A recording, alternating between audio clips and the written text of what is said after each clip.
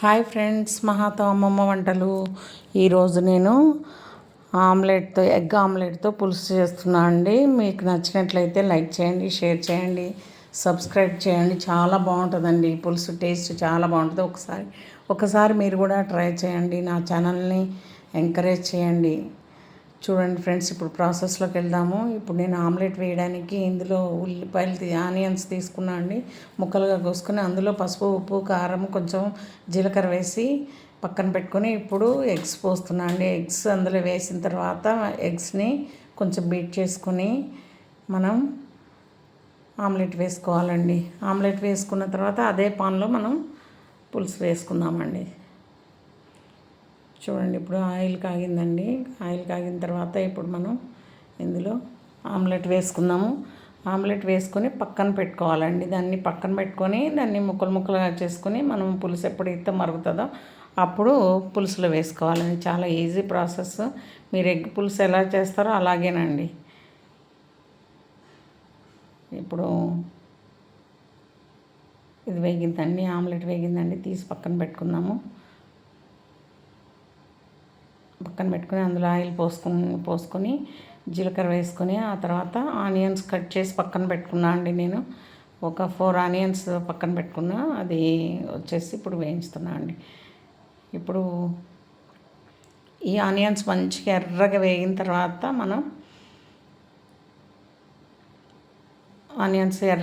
తర్వాత మనం పులుసు పోసుకుందామండి. ఇప్పుడు ఎగ్స్ నేను ఉడకపెట్టి పక్కన పెట్టుకున్నా అండి. వాటిని పోర్కుతో ఇట్లా కుచ్చుకొని అక్కడ పక్కన పెట్టుకోవాలండి. మంచిగా వేగుతాయి, అందుకోసం అండి. పులుసు కూడా మంచిగా దానికి పట్టేస్తుంది. మనము ఇప్పుడు ఆమ్లెట్ పక్కన పెట్టుకున్నాము, ఇది పక్కన పెట్టుకున్నాము. ఇప్పుడు చూడండి, నేను అందులో అల్లం వెల్లుల్లి పేస్ట్ కొంచెం ఒక చిన్న స్పూన్ వేసానండి.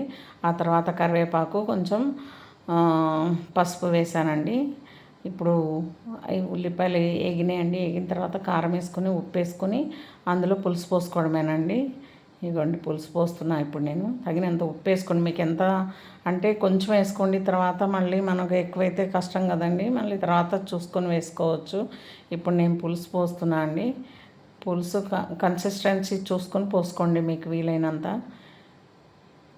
చూడండి, నేను చిన్న తెల్ల వెల్లుల్లిపాయ ఉంటుంది కదండి, అది ఎంత ఉంటుందో అంత తీసుకున్నా అండి. చింతపండు. ఇప్పుడు చూడండి ఫ్రెండ్స్, ఇప్పుడు నేను ఎగ్స్ వేసా కదండి. ఇవి చూడండి, ఆమ్లెట్ చిన్న చిన్న ముక్కలు చేసుకొని పక్కన పెట్టుకొని ఆ పులుసు మరిగిన దాంట్లో నేను వేస్తున్నా అండి. పులుసు ఇప్పుడు అట్లా మరుగుతుంది కదండి, అందులో వేసుకొని ఉడకనివ్వాలి. ఇవి మూత పెట్టుకొని కాసేపు ఉడకనిస్తే అయిపోయినట్టే, ఎగ్ పులుసు రెడీ. అసలు ఎంత బాగా వచ్చిందంటే అంత బాగా వచ్చిందండి. చాలా టేస్ట్ కూడా చాలా బాగుంటుందండి. ఇప్పుడు ఉప్పు చూసుకోండి. అంటే తర్వాత ఇప్పుడు ఉప్పు, పసుపు, కారం చూసుకున్నాం అనుకోండి, కొంచెం వేసుకోవడానికి అవకాశం ఉంటుంది. కారం అయితే సరిపోతుంది, నేను ఎక్కువ వేసాను. ఇప్పుడు ఉప్పు కూడా సరిపోయిందండి.